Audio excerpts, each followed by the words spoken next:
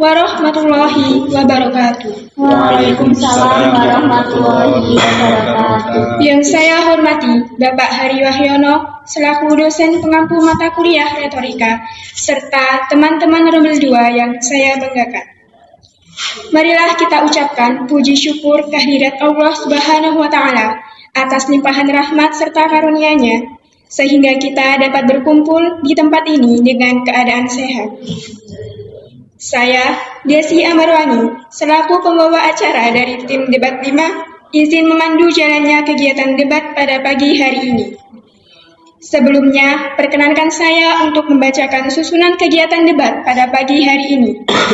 Yang pertama, pembukaan. Yang kedua, pembacaan mosi dan teknis debat. Yang ketiga, sesi debat. Yang keempat, penyampaian tanggapan juri. Dan terakhir, penutup. Yang akan dipandu oleh moderator, yaitu Saudari Sulistiorini. Kepadanya dipersilahkan. Baik, terima kasih kepada MC yang telah memberikan kesempatan kepada saya untuk memandu jalannya debat pada pagi hari ini. Selamat siang dan salam sejahtera bagi kita semua. Saya Sulistiorini akan memandu jalannya debat bahasa Indonesia dengan mosi kenaikan UMP sebesar 6,5%. Namun sebelum memulai debat, saya akan membacakan tata tertib debat sebagai berikut. Yang pertama, debat ini diikuti oleh dua tim, yaitu tim pro dan tim kontra. Kemudian, tim pro akan membuka sesi dengan menyampaikan argumentasinya terhadap topik dalam waktu 3-5 menit yang akan diwakili oleh tim pro pembicara 1. Kemudian, mekanisme penyampaian debat dilakukan dengan menyampaikan argumen secara zigzag. Jadi nanti dimulai dari tim pro pembicara 1, kemudian dilanjutkan tim kontra pembicara 1, kemudian lanjut dengan tim pro pembicara 2, lanjut ke tim kontra pembicara 2, kemudian tim pro pembicara 3, dan yang terakhir debat akan ditutup oleh tim kontra pembicara 3. Apakah sudah dipahami? Sudah. Baik. Nanti masing-masing pembicara akan menyampaikan argumennya dengan waktu 3-5 menit yang nanti akan dibantu untuk menghitung waktu oleh Mbak Desi. Seperti itu. Nanti interupsi disampaikan saat pembicara sudah menyampaikan argumennya lebih dari 1 menit. Kemudian, jika argumentasi yang disampaikan melebihi batas waktu yang telah ditentukan, maka bagian yang melebihi tersebut tidak dicatat dan tidak masuk ke dalam penilaian. Kemudian, setiap tim akan memberikan pernyataan penutup sesuai dengan posisi mereka dalam debat selama 1 menit. Baik, debat bahasa Indonesia dengan mosi kenaikan UMP 6,5% akan segera dimulai. Kami persilahkan kepada tim pro pembicara 1 untuk menyampaikan topik dalam waktu 3-5 menit. Waktu dimulai dari sekarang. Baik, saya selaku dari tim 1 Pro akan menyampaikan argumen bahwa kami setuju terhadap mosi debat pada kali ini terkait dengan kenaikan upah minimum sebesar 6,5%. Pada dasarnya kebijakan UMP ini hadir dengan harapan dapat meningkatkan atau memperkuat daya beli masyarakat, terutama bagi para pekerja yang mengandalkan upah minimum sebagai pendapatan utamanya. Namun dampaknya tidak hanya dirasakan bagi para buruh, melainkan bagi para seluruh masyarakat di Indonesia hingga pemerintah. Menurut survei Konsumen Bank Indonesia pada bulan Mei tahun 2023 menyebutkan bahwa masyarakat dengan pengeluaran 1 hingga 2 juta mengalami peningkatan porsi pengeluaran sebesar 76,9% dari pendapatan. Dengan adanya kenaikan pada upah minimum dapat meningkatkan kesejahteraan masyarakat. Kenaikan upah minimum sebesar 6,5% akan membantu para pekerja yang berada di lapisan ekonomi bawah untuk menghadapi inflasi dan biaya hidup yang terus meningkat. Pekerja dengan upah minimum biasanya kesulitan dalam menutupi kebutuhan dasar mereka seperti harga pangan, kesehatan, dan pendidikan. Misalnya seorang pekerja dengan gaji yang sebelumnya sebesar 3 juta dan adanya upah minimum sehingga meningkat menjadi 3,195 juta yang dapat sedikit meringankan beban biaya kehidupan yang dibutuhkan. Kemudian dapat mengurangi ketimpangan sosial atau kesenjangan ekonomi serta kesenjangan sosial. Salah satu tujuan dari adanya kenaikan upah minimum yaitu adalah untuk mengurangi kesenjangan sosial dari golongan para pekerja menengah hingga ke bawah. Kita dapat memastikan bahwa pekerja yang lebih keras tidak hidup dan kondisi miskin meskipun sudah bekerja penuh waktu. Ya. Bagaimana kalian bisa memastikan bahwasanya dengan kenaikan UMP sebesar 6,5% itu kalian dapat memastikan bahwa para pekerja itu akan sejahtera? Cukup. Ini yang jawab harus pembicara satu. Iya. Baik, izin menanggapi bahwa kenaikan dapat meningkatkan kesejahteraan bagi para pekerja karena dengan adanya inflasi yang dibarengi dengan peningkatan gaji para pekerja dapat mendorong daya beli masyarakat serta meningkatkan kualitas hidup masyarakat yang ada. Karena pada dasarnya gaji yang ada pada masyarakat digunakan untuk menutupi kebutuhan yang diperlukan, sehingga kualitas kehidupan serta para masyarakat itu dapat hidup dengan layak, seperti mendapatkan jaminan kesehatan serta fasilitas kesehatan yang ada.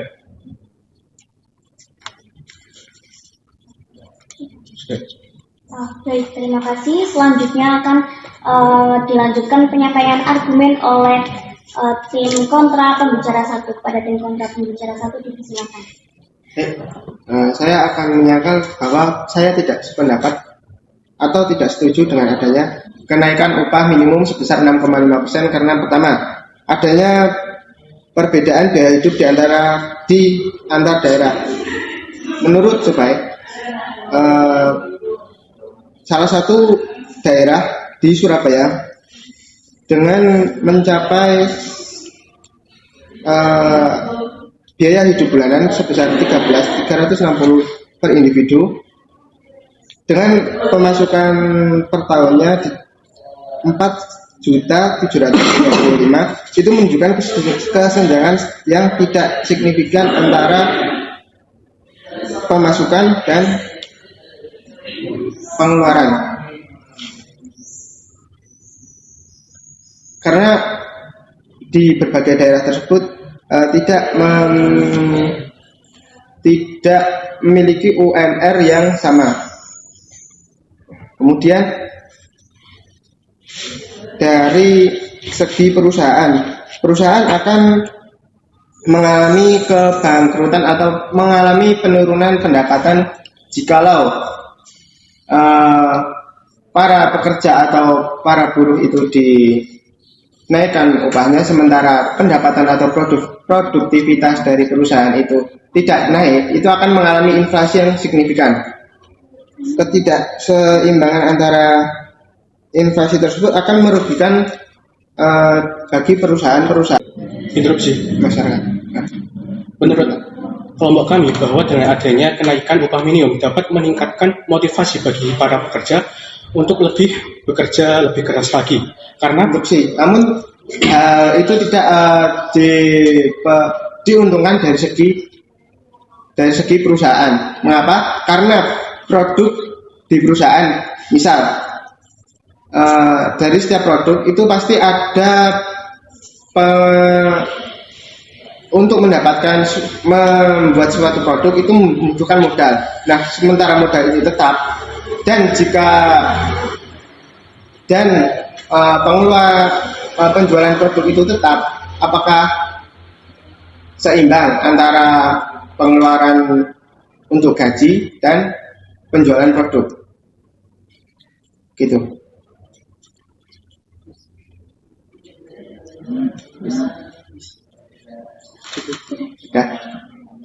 Baik, terima kasih. Selanjutnya akan dilanjutkan oleh tim pro pembicara 2, dipersilahkan. Baik, terima kasih atas waktu yang diberikan. Izin menanggapi dari kontra 1. Tadi kan kontra 1 sempat menyebutkan bahwa kenaikan 6,5% ini pasnya di setiap daerah itu tidak berbeda-beda. Nah, padahal kan 6,5% ini kan akan diambil dari UMR setiap daerah. Nah, setiap daerah kan pastinya berbeda-beda. Nah, tambahan gaji ini, upah ini pastinya berbeda-beda di setiap daerahnya. Nah, kemudian tadi untuk pada merugikan perusahaan. Nah, pastinya pemerintah memberikan kebijakan tersebut memiliki tujuan tertentu, tujuan yang akan ditujukan pada masyarakat semuanya. Nah, pastinya nantinya para pekerja apabila adanya kenaikan upah ini akan adanya semangat bekerja, di mana di situ bisa lebih rajin lagi, bisa lebih produktivitas lagi, lebih kreatif dalam tempat kerjanya, yang nantinya akan berdampak positif bagi perusahaan tersebut.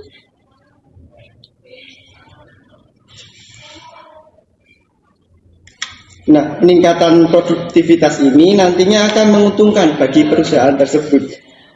Kemudian saya ingin menambahkan lagi terkait keuntungan adanya kenaikan ini, adanya stimulasi terhadap ekonomi nasional. Nah, ini memiliki efek pada ekonomi. Adanya peningkatan upah buruh ini dapat memberikan efek pada perekonomian nasional yang ada di Indonesia ini.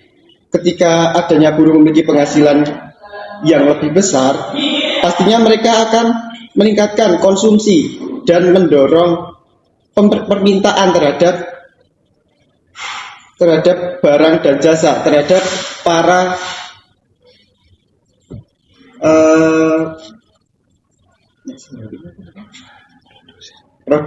produsen. Nantinya para produsen pastinya akan meningkatkan produktivitas mereka. Nanti adanya misalkan itu para pekerja akan meningkatkan kualitas kerja mereka. Nah, apakah itu didukung dengan harga modal perusahaan untuk membeli suatu modal atau mentahan untuk dijadikan salah satu produk untuk yang dijual, itu apakah seimbang? Nah, pastinya kenaikan upah ini pastinya akan meningkatkan daya jualnya juga. Barang-barang kemungkinan akan naik karena setiap zaman, setiap waktu semakin ke depan pasti akan semakin naik. Kita bisa lihat pada kehidupan sehari, pas kita membeli jajan-jajan, harganya naik, isinya semakin sedikit, disesuaikan dengan keadaan pada sekarang ini. Pastinya kan itu akan tetap menguntungkan bagi perusahaan tersebut. Nah, pastinya kan nanti dalam kenaikan upah ini akan meningkatkan kebutuhan para masyarakat. Nah, nantinya akan mendorong peningkatan produktivitas, di mana di situ peningkatan produktivitas ini nantinya para perusahaan pastinya akan mendorong para pekerjanya untuk bekerja lebih keras lagi, karena permintaan yang datang pastinya akan banyak sekali, karena kan nantinya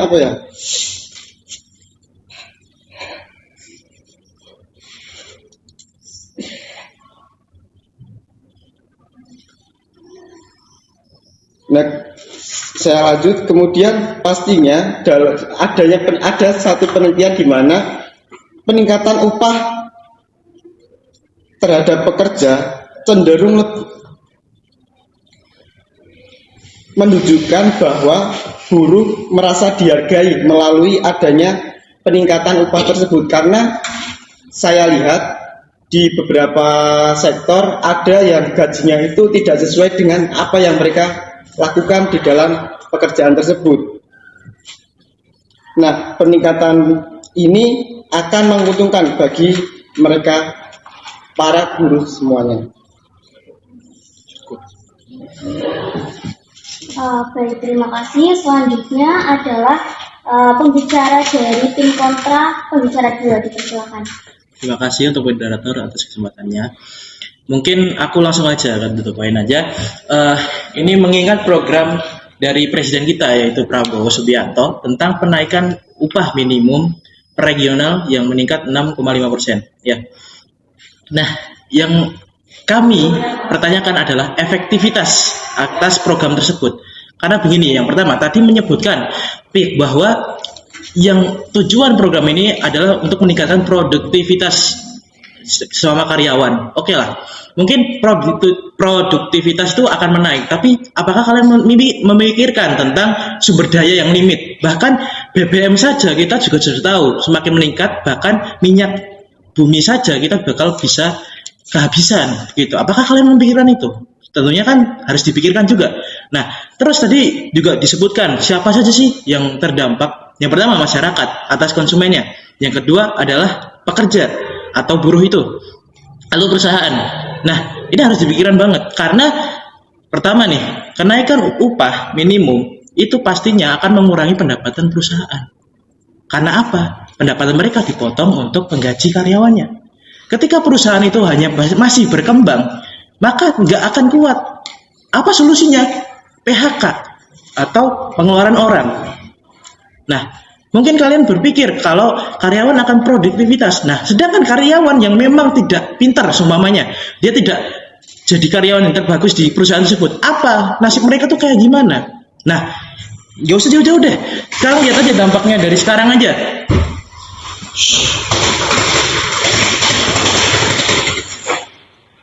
Oke. Sekarang dampaknya aja lah. Baru berapa bulan ya berlangsung itu ya. Pajak aja udah dinaikin. Ada info yang saya kedengar adalah PPN naik 12%. Mungkin tidak ada kaitannya dengan upah minimum, tapi kan kita sebagai masyarakat harus membayar pajak itu. Ya tidak. Jadi apakah berguna? Apakah karyawan itu bisa membayar pajak yang segede gaban seperti itu?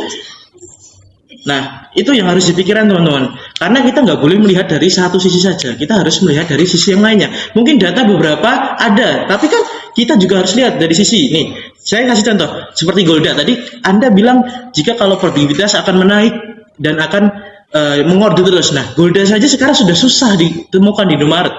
Itu mau gimana nasibnya? Karena kenapa?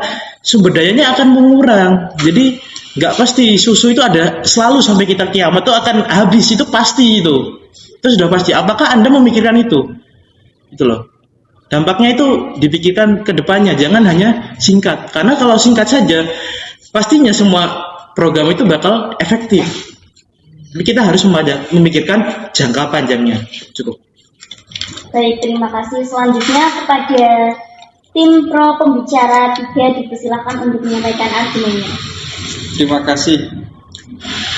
Ini saya langsung sampaikan saja ya terkait dengan urgensi kenapa kemudian upah minimum ini dinaikkan 6,5%. Salah satunya tadi yang dilakukan apa yang sudah disampaikan oleh pembicara satu, bahwa BI tahun 2023 itu telah mengeluarkan dan menyampaikan survei bahwa ternyata terjadi peningkatan terhadap pengeluaran, khususnya adalah pada mereka para pekerja yang mendapatkan upah 1-2 juta.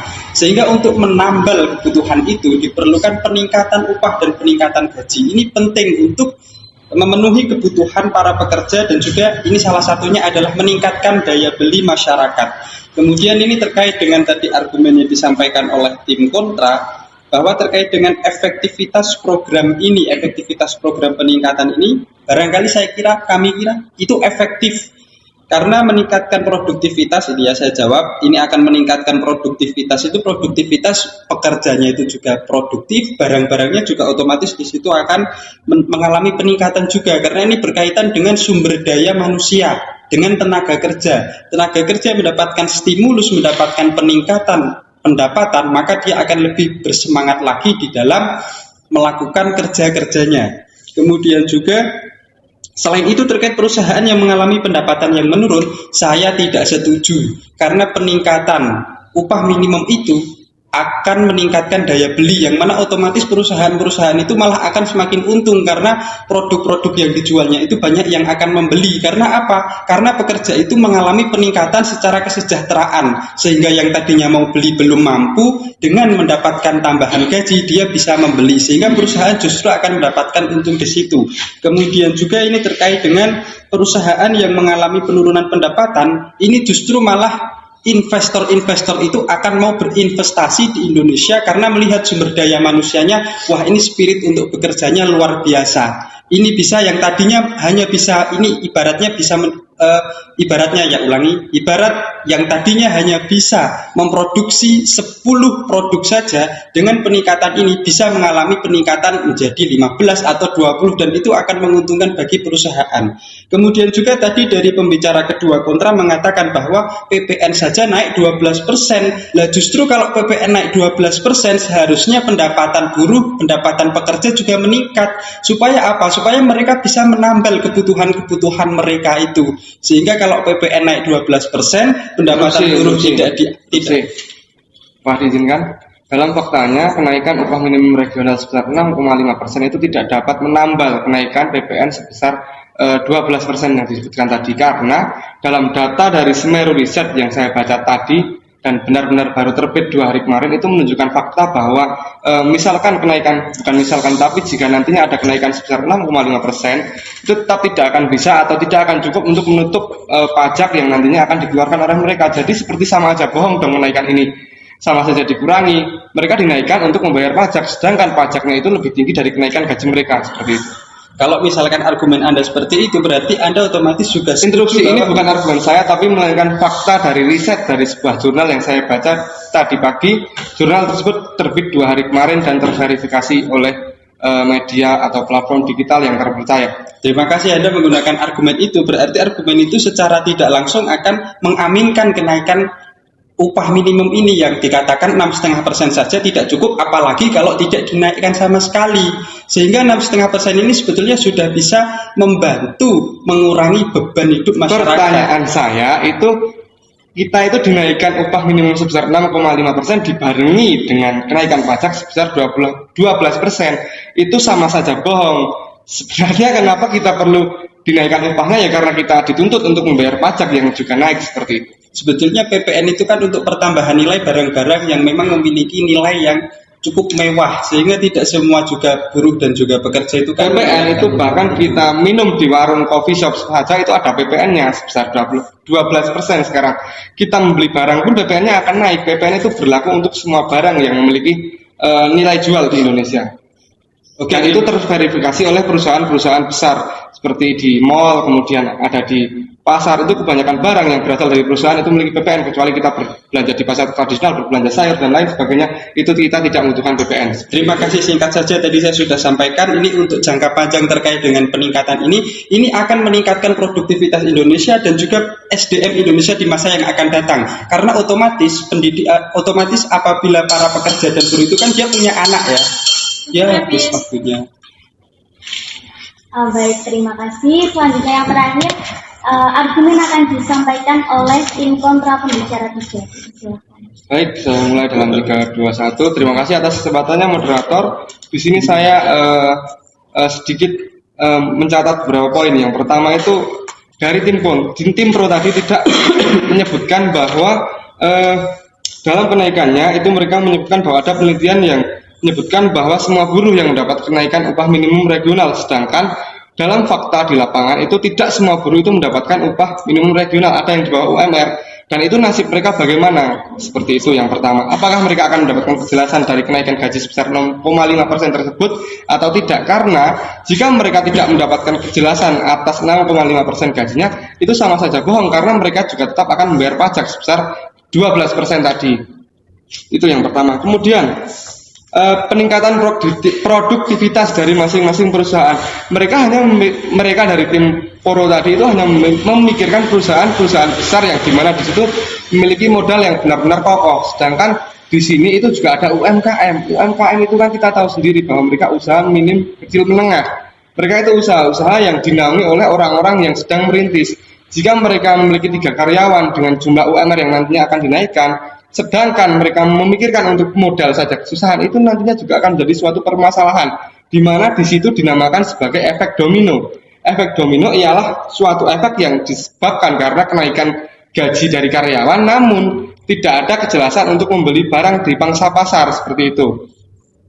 Jika terjadi efek domino ini secara terus-menerus, itu nantinya akan menyebabkan inflasi kecil-kecilan jika ranahnya masih ada di UMKM. Namun, jika ranahnya sudah ada di perusahaan besar, itu nantinya malah akan menyebabkan suatu inflasi besar-besaran.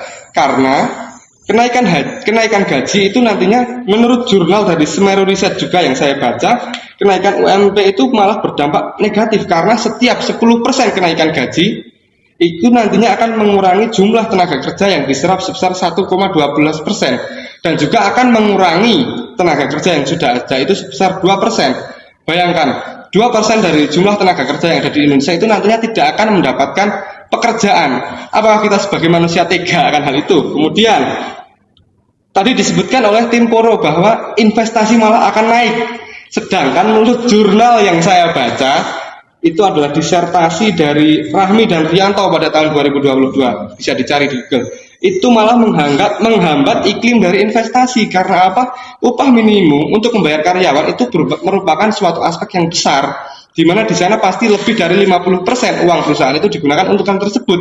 Jika upahnya dinaikkan, itu akan menambah berapa persen, itu nantinya akan menghambat dan mempersulit investor-investor untuk datang ke Indonesia karena mereka akan takut untuk membayar gaji karyawan yang begitu besar. Kemudian,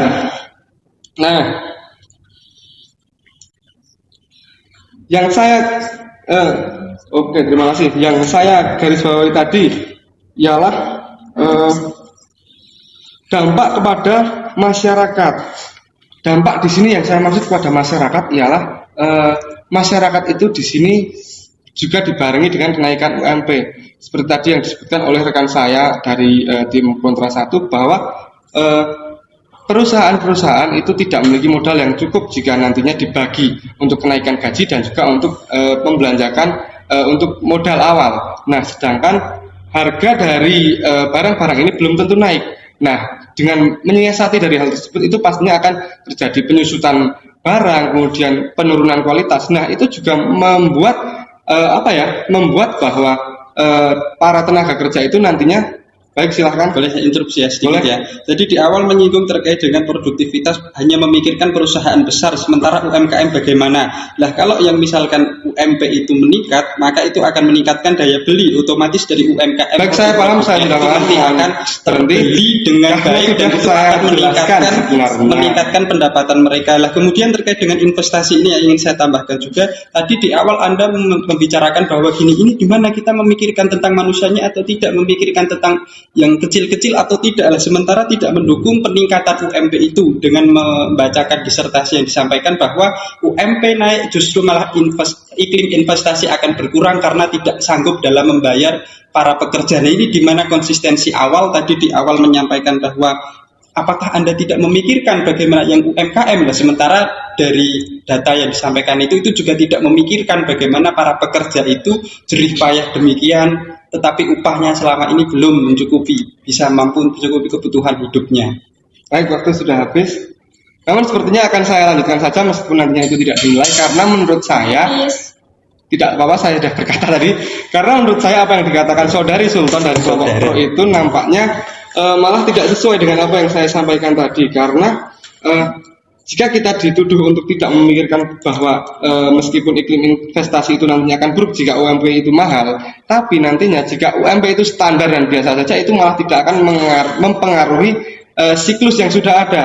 Barang yang berkualitas, kemudian UMP yang seadanya seperti itu, bukan seadanya di sini seperti yang standar. Karena di Indonesia pun tadi disebutkan bahwa tidak semua masyarakat itu menerima upah minimum regional yang sama, ada yang di bawah, ada yang di atas. Sedangkan jika terjadi kenaikan semua, UMP itu disesuaikan dengan peningkatan ekonomi di setiap wilayah dengan penghitungan formula disesuaikan dengan biaya hidupnya. Tadi disampaikan yang standar itu kemudian berapa coba? Baik, waktu sudah habis. Sesi debat telah berakhir. Kepada Dewan Juri saya persilahkan untuk memberikan penilaian kepada masing-masing tim, yaitu tim pro dan tim kontra. Moderator ini nampaknya tidak asik sekali.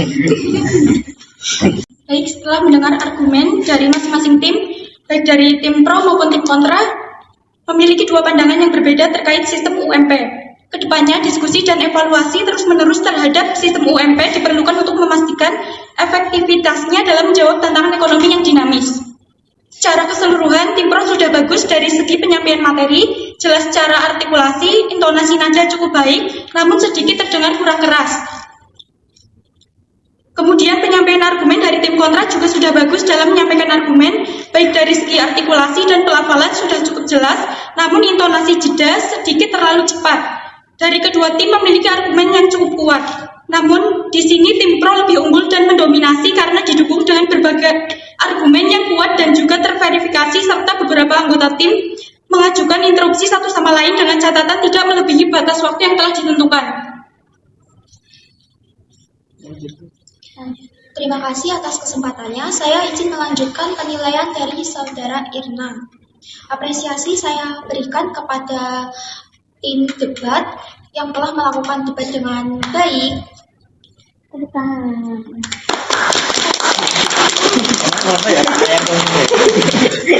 Oke, saya akan menilai mengenai beberapa aspek. Yang pertama untuk artikulasi. Tadi di tim kontra, artikulasi masih kurang jelas. Masih kayak Kemudian intonasi sudah bagus.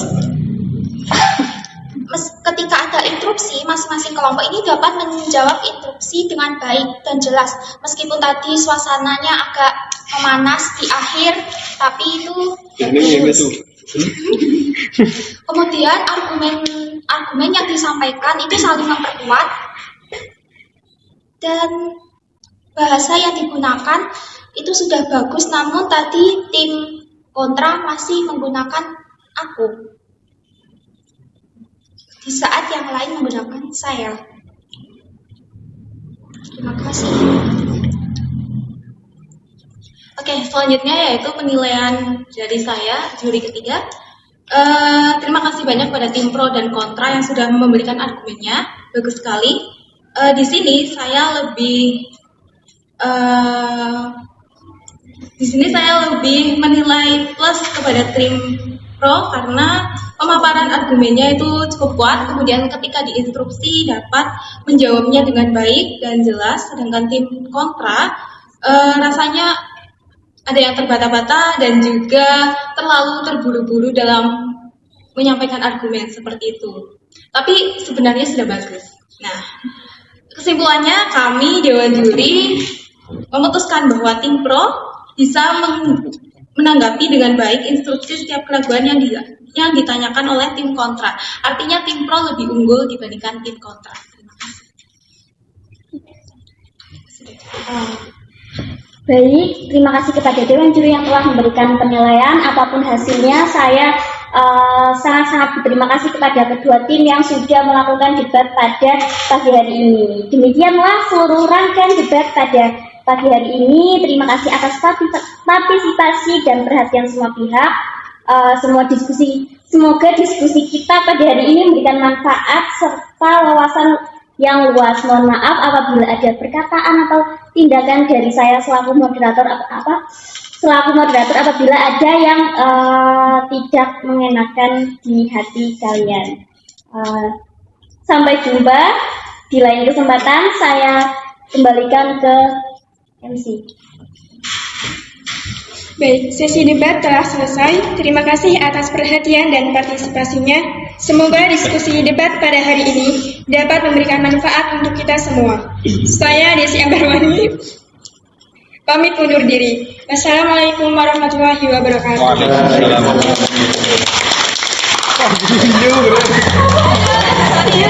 Aku ingin interupsi.